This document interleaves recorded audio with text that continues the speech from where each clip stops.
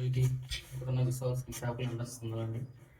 నేను చెప్పే సాక్ష్యం ఏంటంటే ఈ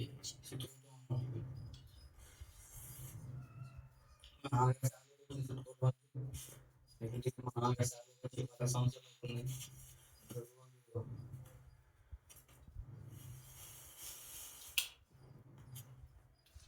ఆయనకున్న ఆ కాళ్ళు తీసేసి ఆ కాళ్ళకి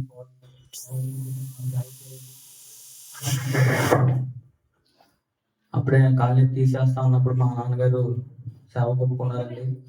ఒప్పుకున్నా కానీ మరి బలంగా ఉంటాడో లేదా అని ప్రభువారు 4 సంవత్సరాలు కరువు పెట్టినా కానీ ఆ కరువులో కూడా మా నాన్నగారు బలంగా ఉండి ఈ 5 సంవత్సరాలు ఇక్కడ వరకు మమ్మల్ని తీసుకొచ్చాడండి.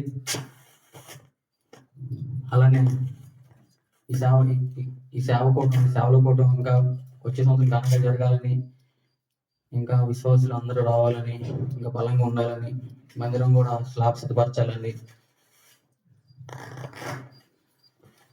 త్వరలో స్లాబ్ కూడా రావాలని ప్రార్థించండి. మాకున్న రుణాలు కూడా తీరాలని ప్రార్థించండి. ప్రభు చిత్తం అయితే మా నాన్న చెప్పినట్టు వచ్చే నెల ఈ నెలలో 30వ తారీఖు కోట ఉందండి. ప్రభు చిత్తం అయితే ఏసీ కూడా కొనాలని ప్రార్థించండి. హల్లెలూయా. అలానే ప్రభువారు ఎంతగానో దీవించారని మమ్మల్ని, దానికి ప్రభువారికి లెక్కలేనంత వందనాలండి. ఎన్నో సమస్యలు వచ్చినాయి, ఎన్నో ఇబ్బందులు వచ్చినాయి, అయినా మా నాన్న సేవలో వెనక చూడకుండా నాకు దేవుడే ఉన్నాడు, నేను క్రీస్తైన సంవత్సరంలో నమ్ముకున్నాను, నా ప్రభువారి ఉన్నారని ఇప్పటి వరకు నడుస్తున్నారండి.